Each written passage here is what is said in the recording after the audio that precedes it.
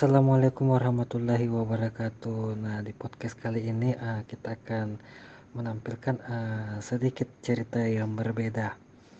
Kali ini saya sudah terhubung dengan teman saya, Emiana. Emiana.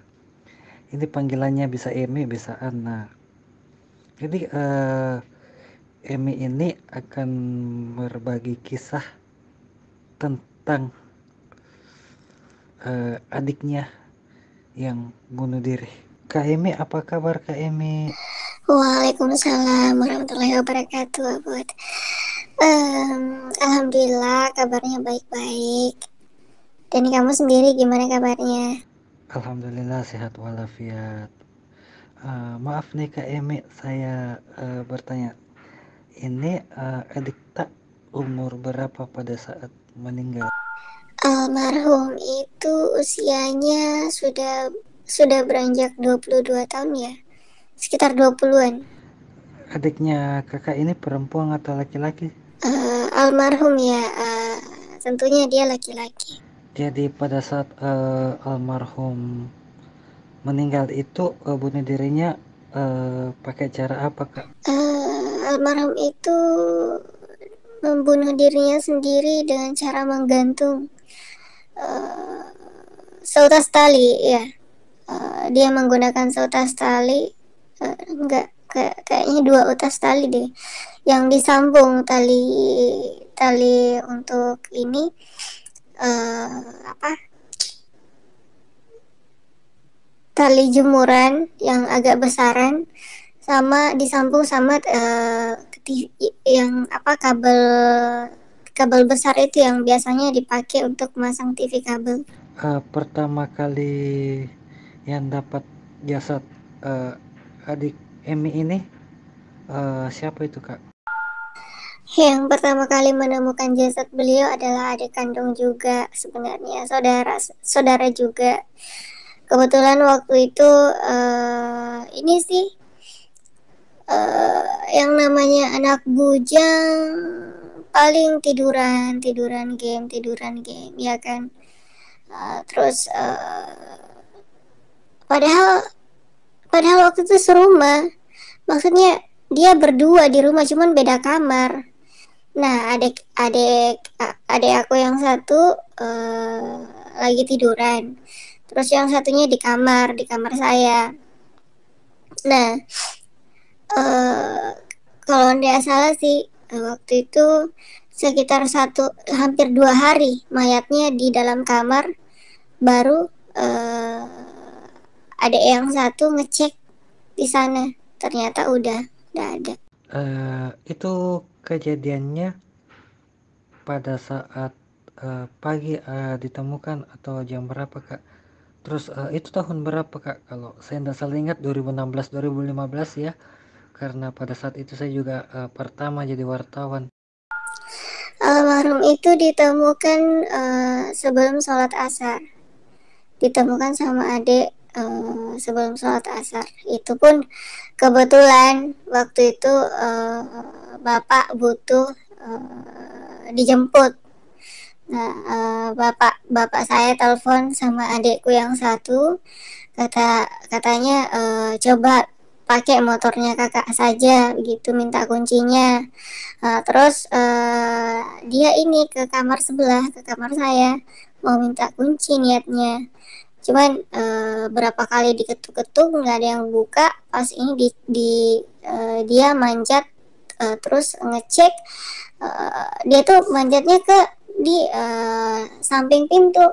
Nah, dia juga karena baru bangun ya, bangunnya bangunnya karena ditelepon sama bapak, jadi agak, maksudnya kurang stabil gitu. Pas dia manjat, dia lihat ini, si almarhum udah kelihatan berdiri, padahal dia itu tergantung.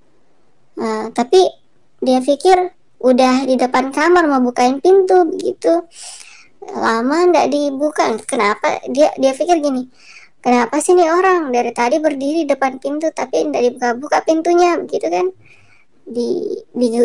dobrak lagi, dipanggil namanya. Kamu kenapa sih dari tadi berdiri di depan pintu, nggak dibuka-buka pintunya?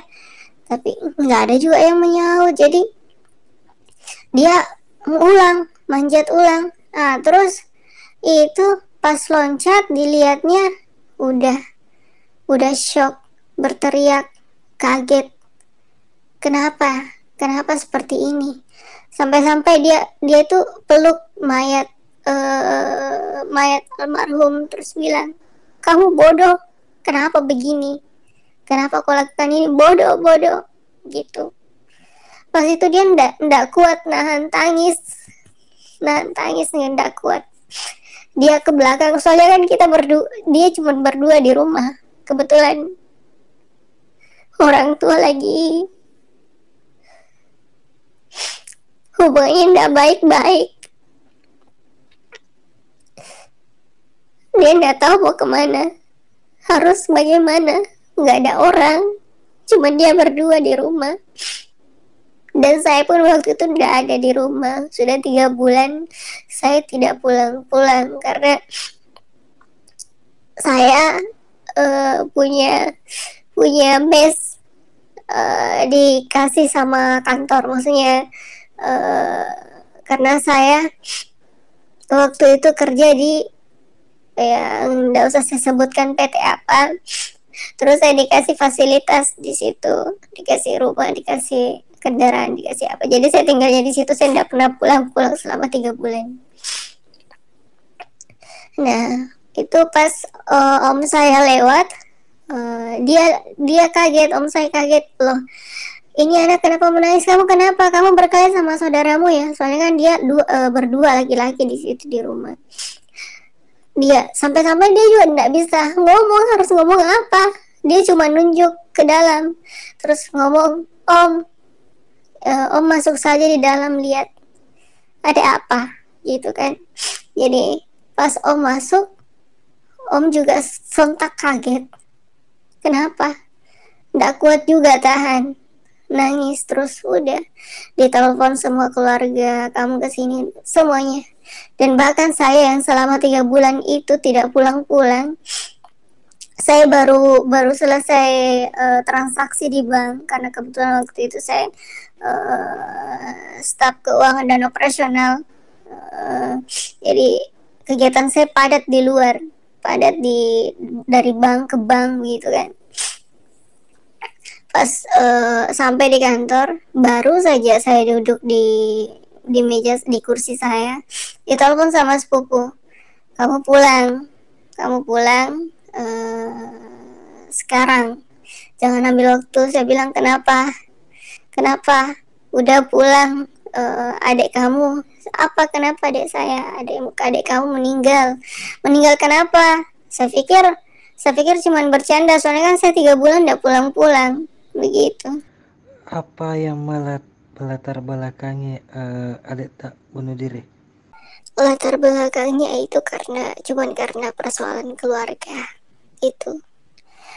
Karena sebenarnya sih jujur, bukan dia saja, saya 5 bersaudara benar-benar stres, luar biasa stres. Karena yang namanya orang tua kalau udah diambang renggangnya hubungannya, ya seperti itu, stres. Setiap kali datang marah, setiap kali cekcok kayak apa, kita sebagai anak juga merasa kayak gimana kan.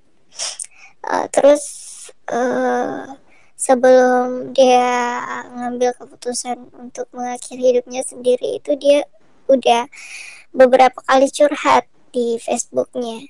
Katanya, saya sangat rindu sama masakan mama, saya sangat rindu makan bareng sama saudara, sama bapak gitu. Soalnya dulu kami itu layaknya keluarga yang benar-benar apa ya, bapak selalu kita selalu makan bareng, nggak ada di rumah, nggak ada yang makan satu-satu.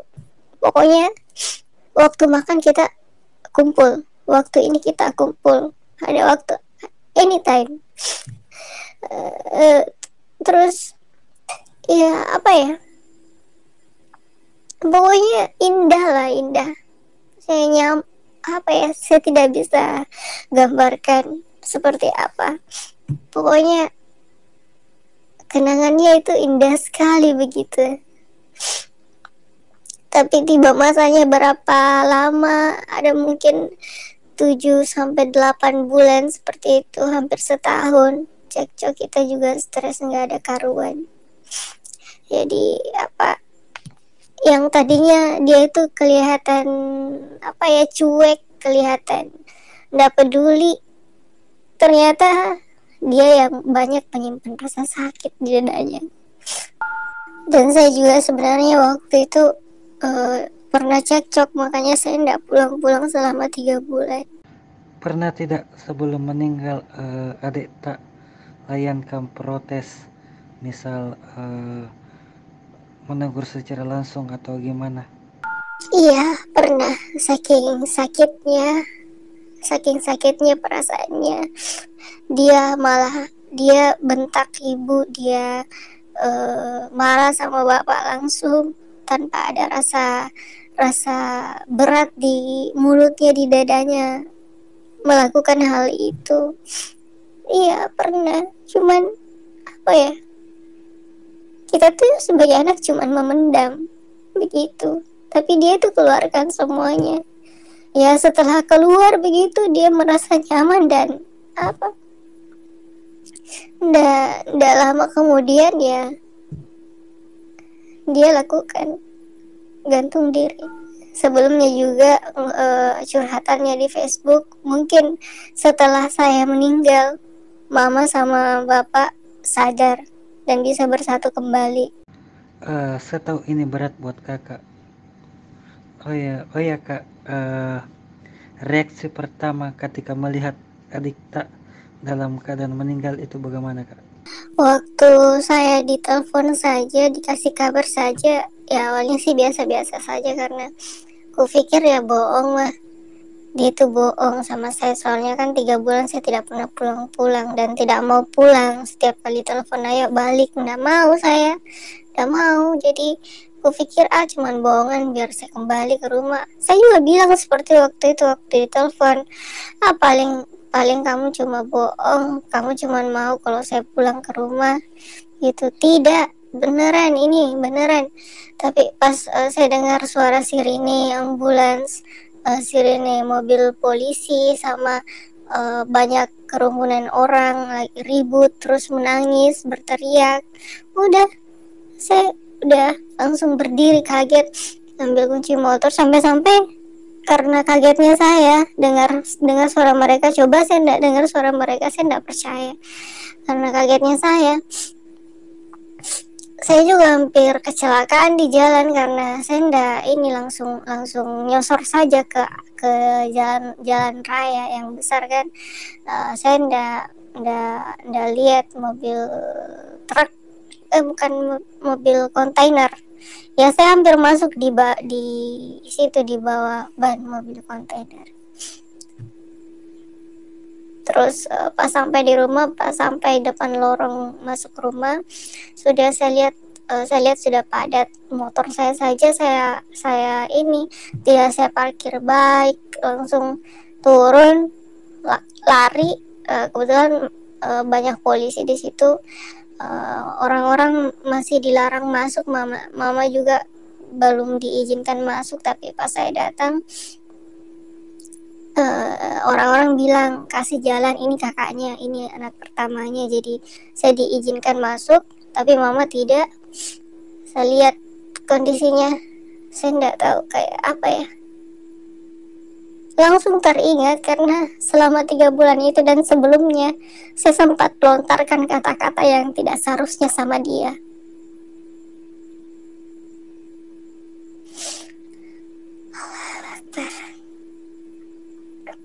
Saya tidak tahu, pada saat itu saya tidak bisa ngomong, saya tidak bisa apa, saya tidak tahu, kayak apa ya, kayak mimpi. saya ikut prihatin atas kejadian tersebut dan berharap teman-teman pendengar bisa memetik hikmah dari sebuah peristiwa ini. By the way, thanks buat Kakak Emi sudah menemani saya di program Silahkan Data.